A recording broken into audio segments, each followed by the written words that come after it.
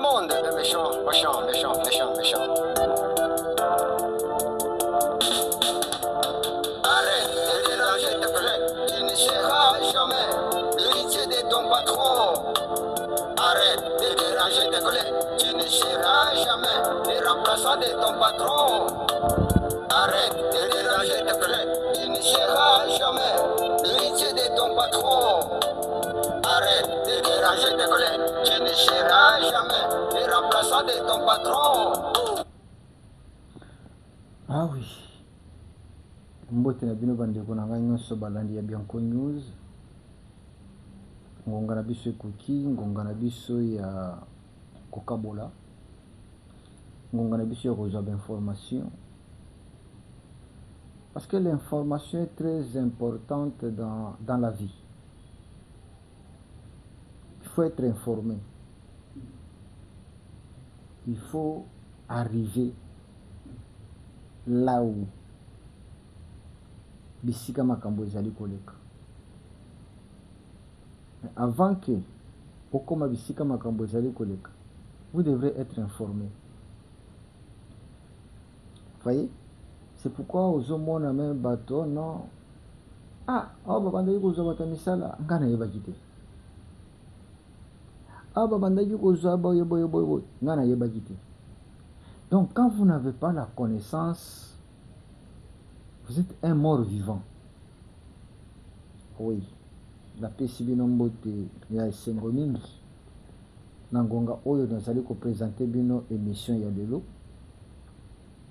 Nazalaki na ndeko moko ayebisinga boye.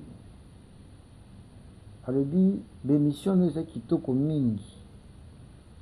Mais ce qui ezalaka no bandaki kosala ba bêtise. Mbelo kuti ba bonné na ba vie ebele kosakana te. Abi soki bandaki kosala ba biloko moko ba bêtise kaka kosekisa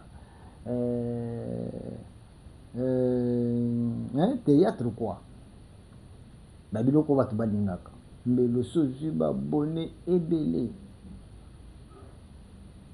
Mais telemaki makambo lobakeza makambo yo ya nzela, les gens ne s'intéressent pas à ça. Oui, là vous avez totalement raison. Écoutez,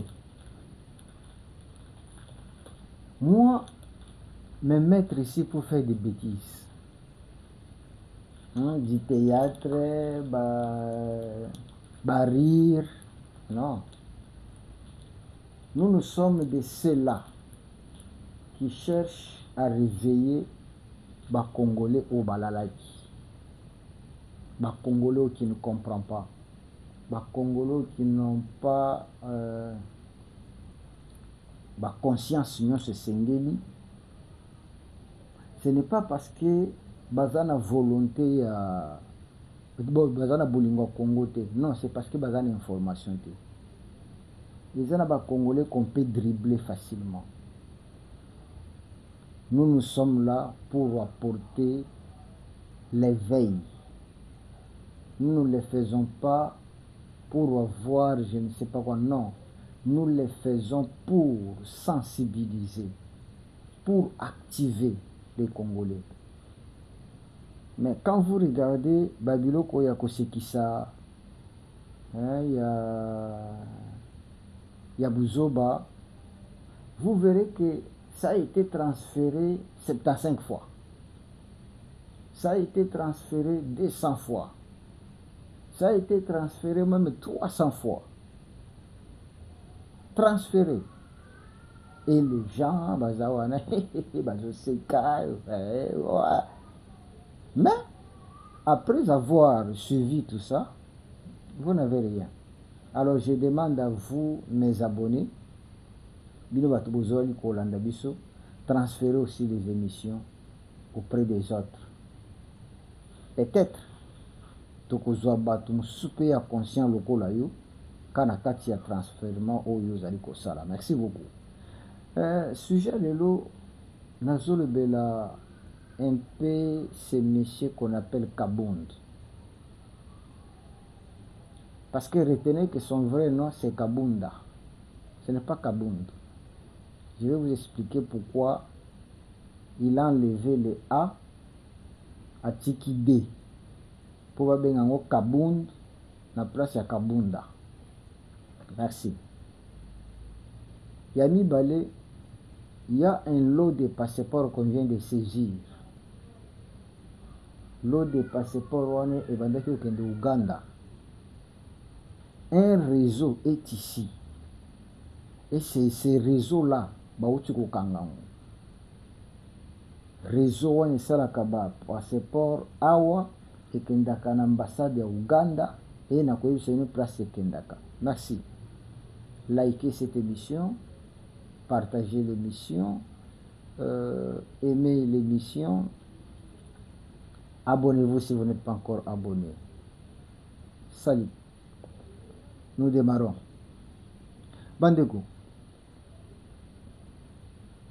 Ndeko Kabound, je l'appelle Ndeko parce que c'est notre frère congolais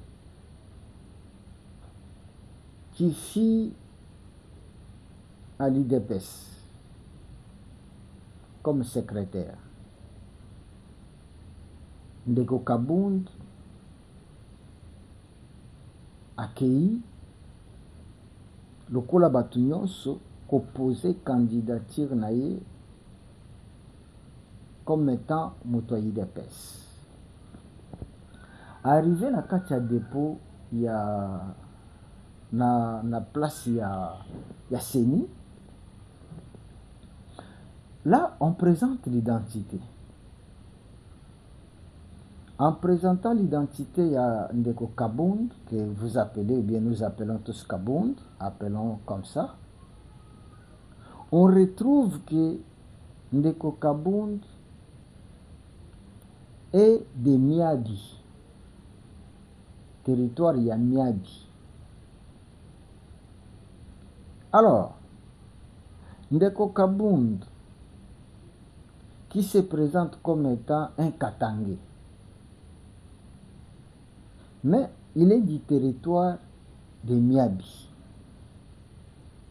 Mais maintenant, on ne comprend pas. Il n'y a pas un territoire de Miabi au Katanga. Mais il n'y a que territoire de Miabi na Kasai occidental, donc Kananga. Mais comment expliquer ce messieurs et de Miabi, mais c'est un Katangé. Vous voyez, là où le problème est encore là. Je vais vous dire pourquoi il est arrivé là. Ndeko Kabound, lorsqu'on a regardé, parents naïe, bango nyonso ya Kasai. Mais parents ya Kasai, mais l'enfant du Katanga. Citoyen katangé. Comment il est arrivé là-bas? Kabound, en venant à l'IDPS, il savait que Vieux Titi ne voulait jamais, comme lui c'est un Kassaïen, que le secrétaire général y a parti soit aussi Kassaïen. Là, il est encore au début. Kabound avait déjà ça dans sa tête. Il a dit, si je me présentais comme étant un Kassaïen, na cause de difficulté à cause de Moutou ya parti. Je dois me présenter comme étant Katangé.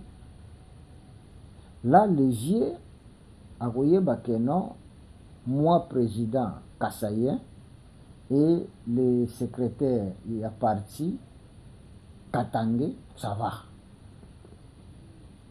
Bon, déjà, Moutongo Bolobela.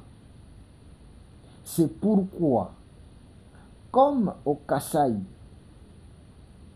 on appelle Kabunda, mais tandis que au Katanga, Bakatangé, Bakombo na bango, Bakokana, na Bakasayen. Mais sauf que banani bakatange balongolaka banani lettre, hein? Pardon, donc na place ya Kabunda balongoli A ekomi Kabunda. Soki otali na Kasai bazobenga Kapenga, mais soki oke na Katanga bazobenga Kapende, na Kasai bazobenga Kapenda, mais na Katanga bazobenga Kapende. Donc vous verrez que bango changement ezalaka wana. Musampa na Kasai, Musampa na Katanga. Donc bazaka na balongolaka toujours pona ko différencier ba kombo na bango. Tango totangaka Edi Kapende, s'il était Kasayen balinga babenge Edi Kapenda.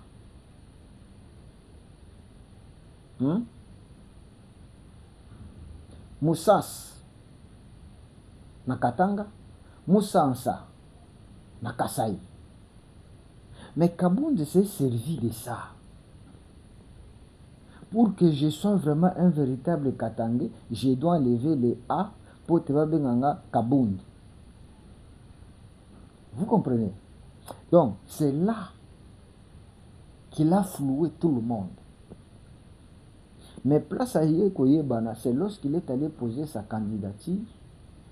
Tant bandi kotala ba territoire, ba village, ba nini, ba yeko trouver que non, ce monsieur n'est pas du Katanga. Wana izaki pona yebisabino d'abord la personne et sa façon de faire les choses. Alors retenez ceci. Kapund s'élève nakata discours na salaki awa. Il dit que à la place de construire une université au Kasaï, Félix devrait d'abord construire, ou bien leur donner à manger, c'est-à-dire Bassabilanga. Mais ça, c'est tellement fort d'un type comme Kabund. Et ça, c'est vraiment de l'injure envers cette population du Kasaï. Écoute, M. Kabund, ce qui fait que le lot au coma, Koloba, ce sont ces Kassaïens-là qui t'ont donné l'opportunité. Je vous dis, peuple congolais, likez l'émission, je constate, moi, Bianco News, que Félix a silisi ba discours. Les gens n'ont plus de sujets. C'est pourquoi vous verrez que beaucoup des opposants tâtonnent, ne savent plus quoi dire. Hein? Ne sait plus quoi dire. Félix a amené les opposants donc à Soukissi, bata son discours. Quel discours tu vas tenir? Quel sujet tu vas utiliser? Parce que n'ayant pas ce qu'il faut dire, et il dit que non, l'université n'est pas important. Na Kasai, ce qui est important, c'est le manger. Et il dit que là-bas, nous allons les apprendre. Mais ils n'ont pas de binote. Un Kabund. Ils n'ont pas de binote. Qu'est-ce que toi tu as fait déjà? Quand vous avez commis un pouvoir, va dribbler yo. Boyebi mutu abebisa Kabund. Mutu abebisa Kabund. Eza tato yo aza na prison. C'est qui? Mwanga Chuchu, voilà. la personne qui a détruit la vie de Kabound, c'est Mwangachuchu. Comment on a fait pour qu'il va détruire Kabound? Les Mwangachuchu ont approché Kabound pour lui dire que c'est toi qui tiens le parti, c'est toi qui es le maître, c'est toi, c'est toi, c'est toi. Nzokande nyonso wana bayebaki que il n'est pas vraiment intelligent. C'est un monsieur orgueilleux qu'on peut facilement kokotisa ye biloko kokotisa po s'enorgueillir et créer des problèmes. C'est ce que ozomona ke Kabound créé là, il y a des problèmes na UDPS. Bapesa ye kuta enveloppe il y a $500, pas Mwangachuchu. Et combien? $500,000. Il y a $500,000, tu as fait quoi? Tu as seulement construit chez toi. Tu as construit ta parcelle, tu as construit, tu as meublé ta parcelle, ta maison, mais tu n'as pas pensé au Kassaïen. Écoute, Kabound, pourquoi je dis que c'est vraiment de l'injure ou bien l'insulte Naba Kassaïen? Mais Kabound, c'est ça le mal. Il y a Kende Kotanga à l'âge de 45 ans. Kabound a fini l'université à l'âge de 45 ans. Il a fini l'université à l'âge de 45 ans. Kabound. D'abord, l'université aux Kende Kosisa à l'âge de 45 ans et étant une autorité. Mais ce n'est pas la méritocratie. C'est un cadeau. Je vous dis la vérité. C'est un cadeau. Pourquoi? Il n'y a aucun professeur qui voudra te coller 0. Même si tu échoues, avec que c'est une autorité. Il n'y a pas Zoluka faveur. Bozomona. Oui, Kabound a étudié en tant que député. Tout professeur, oya kotangisa ye, akolinga te échouer. Batumi bakama otamba yokaka, oh non, autorité Songolo a dîné avec grande distinction. Non. Croyez à celui qui n'a pas d'autorité, qui se bat avec ses moyens, avec ses souffrances, pour qu'il ne comme à niveau. Ne croyez pas ces gens-là, oh non, si c'est avec grande distinction, tout consort. Ce n'est pas de l'intelligence, c'est la faveur. Je vous dis la vérité.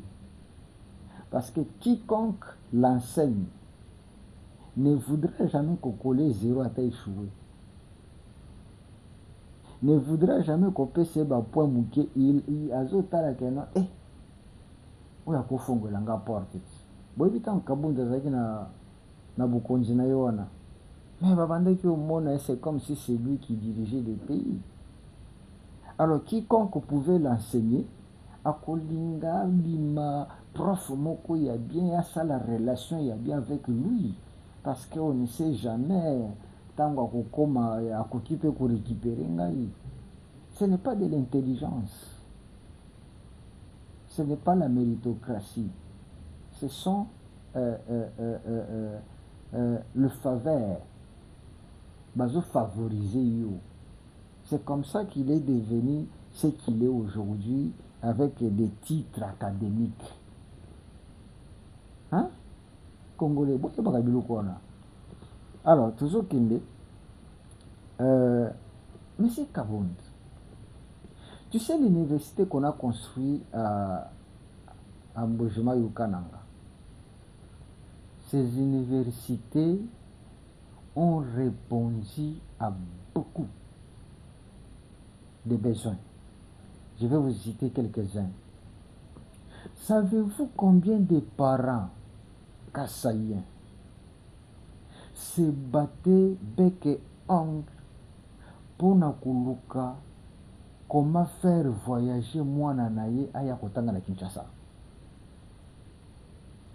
Savez-vous combien de garçons, bien de filles quittaient leurs parents parce que là-bas il n'y a pas université bien, elle doit venir à Kinshasa pour t'attendre na IEC, pour t'attendre na IPEN, pour t'attendre na campus.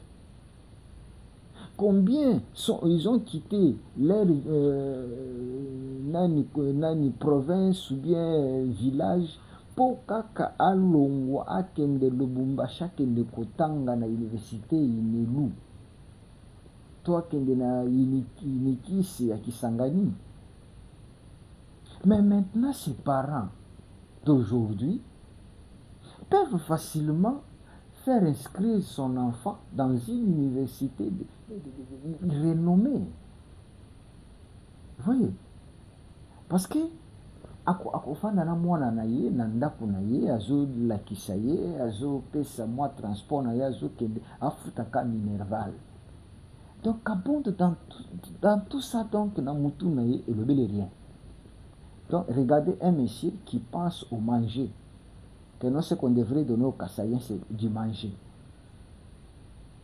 Non, mais ces messieurs, moi je les trouve trop faibles, hein? Moins raisonnables. Excusez-moi pour les termes. Beaucoup de parents souffraient séparation avec les enfants. Il est obligé. Parce que chaque parent voulait au moins donner à son enfant statut moko boyi, titre moko boyi. Moi nangaza la maître avocat, moi nangaza la médecin, moi nangaza docteur, moi nangaza l'ingénieur, moi nangaza la boyi. Donc chaque parent a ça tant oiseau vivre. Mais maintenant, il fait quoi? Il lutte. Comme en Boujema et Kananga, il n'y avait pas des universités viables. Ses parents luttaient pour que ses enfants se déplacent. Et ses enfants se retrouvaient à Kinshasa. Naba homme, naba ndako moko boye, et ils souffraient.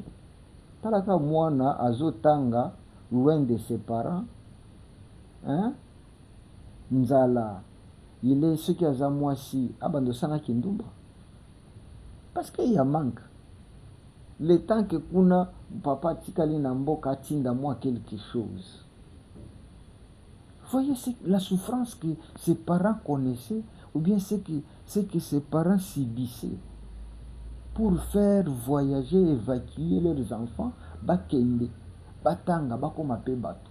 Mais aujourd'hui, on prend une université de renommée internationale, posée. Et toi, tu sabotes ça. Mais non, on dit que tu kabounes. Zara kama maïli, pourquoi papa nde kunangai? Zara moi maïli. Beaucoup de parents ne vont plus souffrir. Parce que zana mwana pembeni ake batangi, mwana zongi, mwana katangi, mais la université de renommée. Donc voilà ce que je voulais vous dire un peu.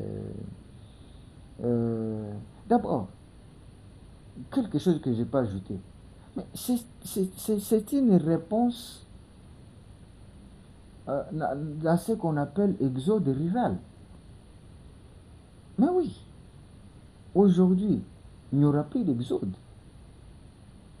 Les enfants vont être étudiés. Nakatiaba, naba province, nabango. Moi, il va déplacer. Mais vous injuriez les balouba, bazo fan de pas na bango te, bazo kende, bazo salaboye, et pas qui me pas na bango. Non, bazo qui m'a peut-être en zalatin, qui m'a parce que l'université normale, ils allaient quitter. Il faut nous place sur la route, tanga malam. Donc, à bon défaut, un peu au colis sa cerveau, hein? Vraiment, beau songa, de quoi na colis sa cerveau, parce que, manière naïe, il y a qu'à présenter ma cambo. Namoni pena trop pépélé. S'il était intellectuel, il ne pouvait jamais. raisonner ça. Eza na ba parents responsables azolala nzala ateka mapa mpo kaka bana batanga. Oui,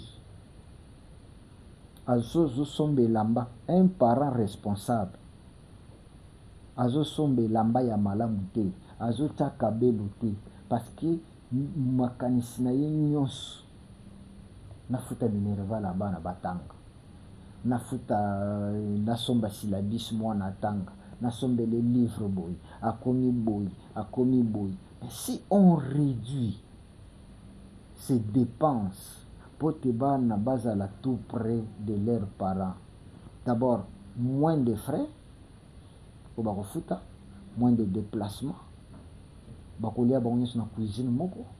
Mais dans les temps na moment wana il fallait koluka mbongo ekende na Kinshasa to na Lubumbashi mpona oyo akendaki kotanga.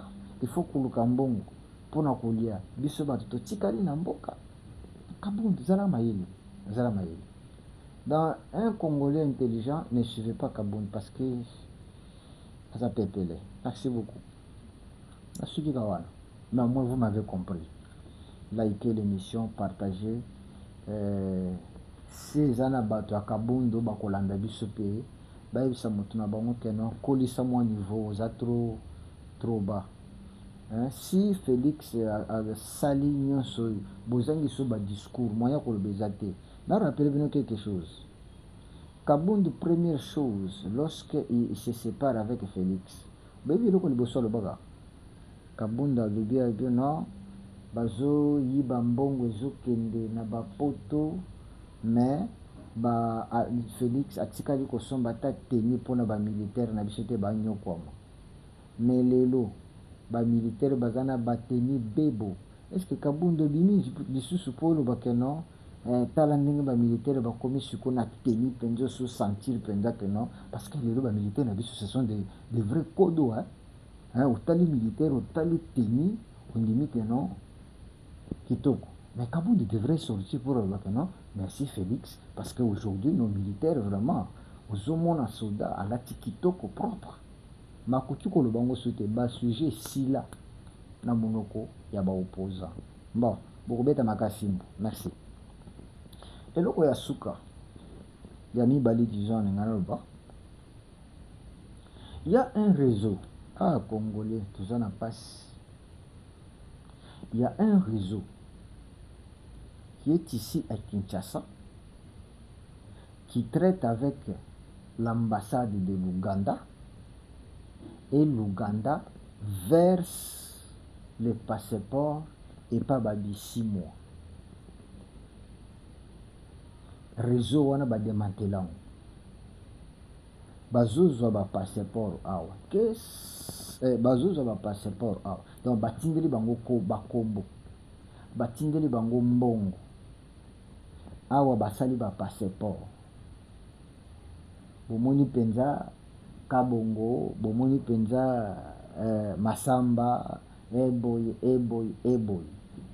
Ce passeport ezokende Uganda. Ekoyi na ambassade ya Uganda.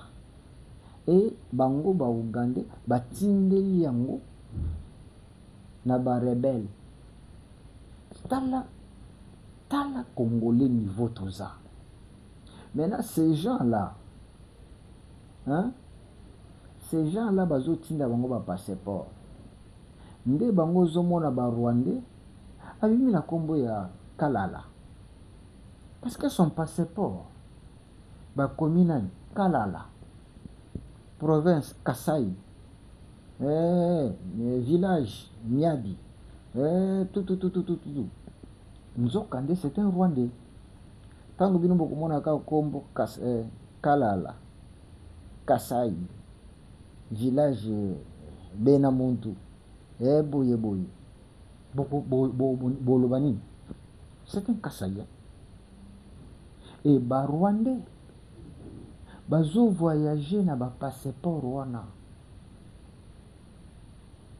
Bazo bimanango bake kozwa ba visa avec l'identité congolaise. Tala niveau na poser une question. Kabila alongwa awa, ça fait 8 ans, avoir déjà un passeport à pays. Parce que passeport durera 5 ans. Supposons que passeport Kabila Zaga Nango ici là. Si que lelo ba voyage ya kendaka, akenda na passeport ni. Na boyi bisanga non. Parce que Kabila tikali ko yako senga passeport na Congo te. Atikali ko yako senga passeport na Congo te. Ba passeport pe ebimira na Kinshasa. Mais bango ba Olive Lembe ba Kabila ba vivaka awa suna Kinshasa te. Siko ba passeport bango bazo tambo nango euta kapi. Ces réseaux là. Ba réseau wana. Batu wana bazo travailler ici à Kinshasa. Bazui ba passeport wana batindi yango ebimaka na nzela ya Uganda. Uganda akotiseli bango ba bisimo. Bisimo siko bandi kopesa ngo ba Rwandais, bandeko na bango ba Rwandais. Mona penda kombo boye Kinwani.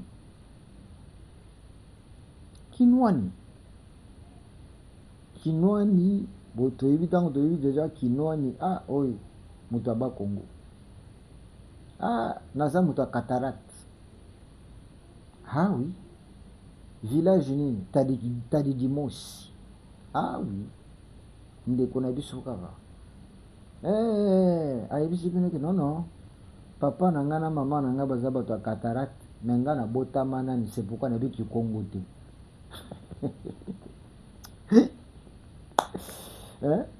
Na botama na ba Congo te, papa kendaki ko botanga na este, mais papa na nga na mama na nga baza bato ya mboka boye. Directement, vous les considérez Congolais. Baningi susu ba kombo ya Ngiramo ya Yira. Po ba yiki kombo ba kombo wana basi ba timbeli yango tro.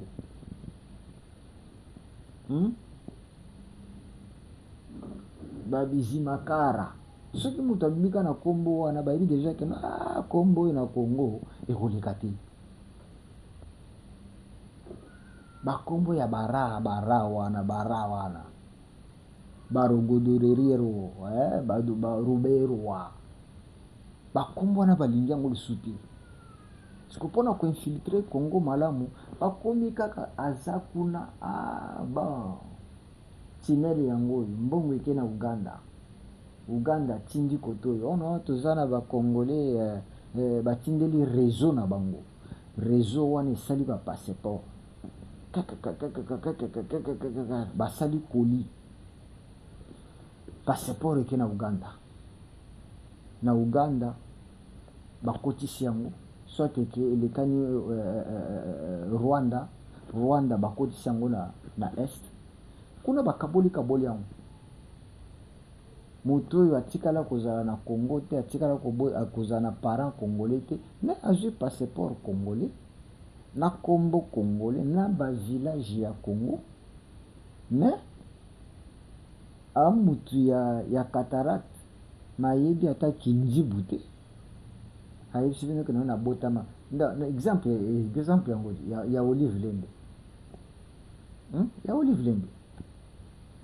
Papa na ye aza muyombe. Ya botama na este. Mama na nga aza mutu ya nani. Donc na kimukolo nda komi koya koluka village ya papa na bango. Qui sait si c'est vrai? Qui sait? Si c'est vrai que papa na bango azaka muyombe. Voyez? Donc bandeko boye bake Congolais tous ont conscience ya malamu. C'est vrai, bolingi mbongo trop. Mais berere ya lelo, ba passeport oyo ozosala ozotinda wana. Bato wana bozotindela ba passeport, bazozongo mpona koya koberise Congo te. bazoya avec objectif ya kodétruire Congo. Na ba passeport wana soki aye nango awa na Congo na kini te, amati Canada, amati États-Unis, amati donc ake na ye kuna, c'est un Congolais.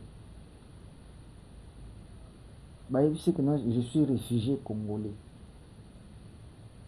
Bozomona. Et tango baza kuna, ce sont eux qui travaillent contre le Congo. Parce que COP, mutu apesaki eza Kagame, mutu apesaki eza Museveni, bapesi ye mission. Sa vraie nationalité, c'est un Rwandais. Sa vraie nationalité, c'est un Tutsi. Sa vraie nationalité, aza Ougandais. Mais batili ye a mission. Ta mission est de faire ça contre le Congo. Mais il porte l'identité congolaise. Nasuki wana, je crois que vous comprenez nga malamu. Ceux qui ont landi biso lelo, merci. Ceux qui ont landi biso lobi, merci. Kolanda biso pe lobi ekoya kuna. Ekozala kitoko mingi. Et dès que koti na kati ya Bianco News, kosuka kana émission lelo te. Landana oyo eleka, okomona ke tozalaka bato oyo tokendaka na principe moko ya malamu. Na sepeli, na ndenge bo visionné biso, na ndenge boyoki biso, tozali wana pona musala malamu et surtout pour la réussite du Congo. Ciao.